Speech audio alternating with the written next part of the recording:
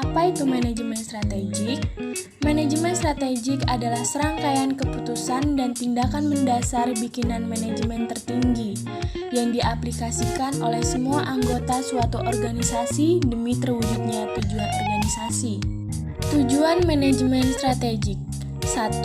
Memberikan arah jangka panjang perusahaan yang bakal dicapai. 2. Membantu perusahaan beradaptasi pada setiap perusahaan. 3. Membuat kinerja perusahaan menjadi lebih efektif. Keempat, mengaplikasikan dan mengevaluasi strategi yang disepakati dengan efektif dan efisien. 5. Membuat strategi baru untuk menyesuaikan dengan perkembangan lingkungan eksternal. 6. Meninjau ulang kelebihan dan kelemahan serta mencermati peluang dan ancaman bisnis perusahaan. Terakhir, berinovasi produk dan layanan sehingga selalu disukai oleh konsumen. Untuk pertama kalinya, manajemen strategik dikembangkan dalam kalangan militer Indonesia pada awal dasawarsa 70-an, guna mewujudkan suatu tatanan kekuatan nasional yang berperan melindungi keutuhan teritori serta kedaulatan bangsa dan negara. Tatanan tersebut hingga saat ini dikenal sebagai Sistem Manajemen Sumber Daya Pertahanan dan Keamanan dengan Sistem Perencanaan Strategis Pertahanan Keamanan Negara atau Sisterentasi HANNEK sebagai perwujudan rencana tindakan dan kegiatan mendasar dalam pola implementasi. Model manajemen strategik yang canggih seperti kita jumpai saat ini dengan analisis lingkungan, analisis profil jati diri, strategi, misi dan visi organisasi, di mana hubungan dan keterkaitan dapat memberikan indikasi pada apa yang diinginkannya. Pemikiran strategi ini tidak begitu saja. Pada mulanya, pikiran strategis dalam pengelolaan organisasi amat sederhana, sesuai dengan lingkungan yang mempengaruhinya.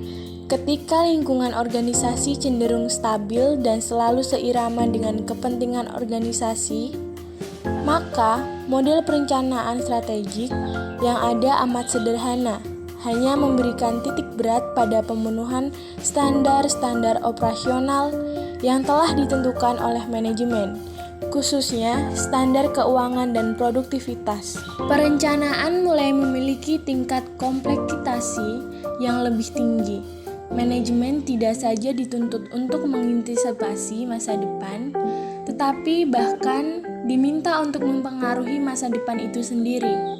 Prinsip time series, regresi linier, atau linearitas cenderung tak berlaku sebagai gantinya. Manajemen selalu diminta untuk memiliki skenario banyak atau kontingensi dan siap menghadapi adanya diskontinuitas. Perencanaan strategik sebagai alat bantu pengambilan keputusan manajerial mengalami pasang surut, diawali dari grand strategi yang dikembangkan oleh Letjen Ali Murtopo pada dasawarsa 70-an dengan menggunakan teknik analisa peramalan jangka panjang melalui persyaratan stabilitas di mana-mana yang disebabkan karena kepentingan pembangunan harus didukung oleh stabilitas yang tinggi. Seirama dengan kepentingan tersebut, maka model perencanaan strategis yang akan memiliki bentuk yang kompleks dan ekstensif. Sebagai contoh adalah Sisjemen Sumda Hankamnek, Sisrensentra Hankamnek.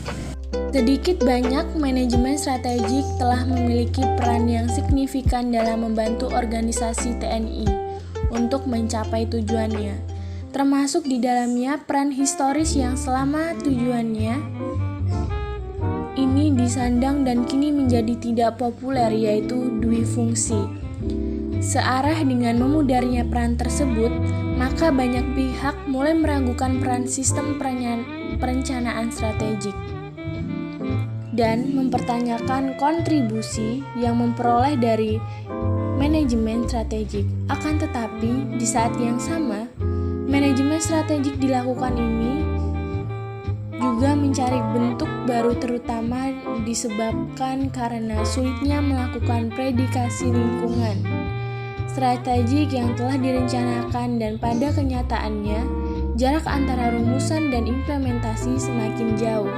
Perencanaan strategik merupakan kebutuhan nyata untuk mengatasi persoalan organisasi yang dihadapi dalam milenium. Dengan demikian, sejak semula, manajemen strategik memiliki kemungkinan untuk berubah dan diubah, bahkan dengan intensitas yang cukup seiring berdasarkan kebutuhan dan perkembangan lingkungan strategik.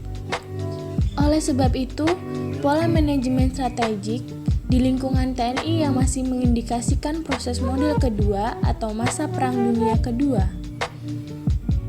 Walaupun dimodifikasi seperti pada model ketiga, perlu juga menyesuaikan dengan perencanaan strategik dan laporan akuntabilitas instansi pemerintah atau LAKIP yang telah berorientasi pada model keempat manajemen. Dengan demikian, perencanaan yang disusun harus dalam format yang sederhana dan disiplin.